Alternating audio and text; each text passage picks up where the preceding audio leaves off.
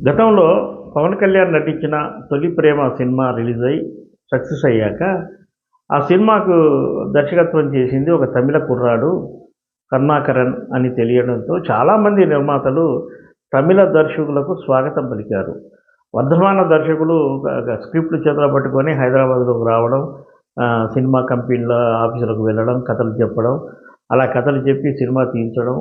స దాదాపుగా ఒక 20 సినిమాలు ఆ విధంగా తమిళ దర్శకుల చేతిలో తెలుగు సినిమాలు వచ్చాయి. కానీ అవేవి సినిమాలు కూడా ఆదరణ పొందలేకపోయాయి. మొదటి నుంచి తెలుగులో సమర్థవంతమైన దర్శకులు ఉన్నప్పటికీ కొందరి నిర్మాతలకు తమిళ సినిమాలు, మలయాళ సినిమాలనంటే కొంత ప్రేమ. వాళ్ళు కొత్తగా తీస్తారనే అభిప్రాయం వాళ్ళలో ఉంది. కానీ ఇప్పుడు దేశీయంగానే కాదు, అంతర్జాతీయంగా తెలుగు సినిమాను అద్భుతంగా రూపొందిస్తున్నారు మన దర్శకులు అనే విషయాన్ని చాలామంది విశ్వసించరు. ఉదాహరణకి ఇప్పుడు సంక్రాంతి సినిమాల్లో 3 సినిమాలు 'ది గేమ్ చేంజర్', 'డాకు మహారాజు', 'సంక్రాంతికి వస్తున్నాం' ఈ 3 సినిమాలను చూసుకుంటే పరిమిత బడ్జెట్‌తో తీసిన 'డాకు మహారాజు'కు బాబీ కొల్లి డైరెక్షన్ చేశాడు. ఈ సినిమా ఎంత అద్భుతంగా విజయం సాధిస్తుందో చూశాము. బాలకృష్ణను ఏ విధంగా చూపెడితే జనం మెచ్చుతారనే అంశాన్ని దర్శకుడు బాగా స్టడీ చేసి చూపెట్టాడు, విజయం సాధించాడు.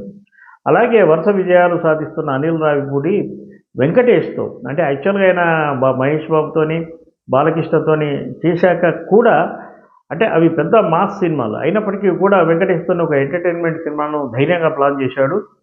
పరిమిత వనరులతో తీసిన ఈ సినిమా కూడా ప్రేక్షకుల ఆదరణ పొందుతుంది, అద్భుతమైన రెవెన్యూ తెస్తుంది.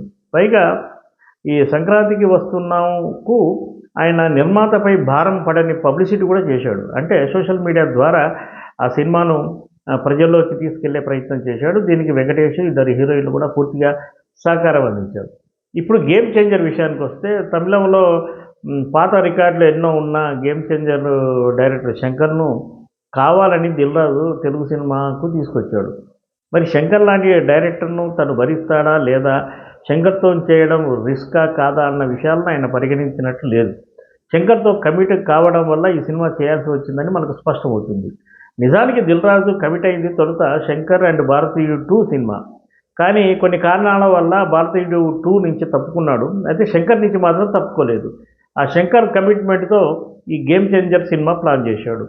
'శంకర్' సినిమా అంటేనే 100 కోట్ల వ్యవహారం, ఎక్కువ రోజులు పని దినాలు. అలాగే జరిగింది 'గేమ్ చేంజర్'కు. ఒక సోషల్ కాజ్‌తో సినిమా తీయాలనే ప్రయత్నం అభినందనీయమే అయినా, ఈ తరం ప్రేక్షకులు మెచ్చే విధంగా ఆ కాన్సెప్ట్ ఉండాలి. అందువల్ల 'గేమ్ చేంజర్' అనుకున్న స్థాయికి రాలేకపోయింది. బహుశా బడ్జెట్ చాలా కంట్రోల్‌లో ఉంటే ఇప్పుడు లభిస్తున్న ఆదరణ 'గేమ్ చేంజర్' హిట్ అనేవాళ్ళు. కానీ బడ్జెట్ భారీగా ఉండడం వల్ల దాంతో లెక్కలు మారాయి.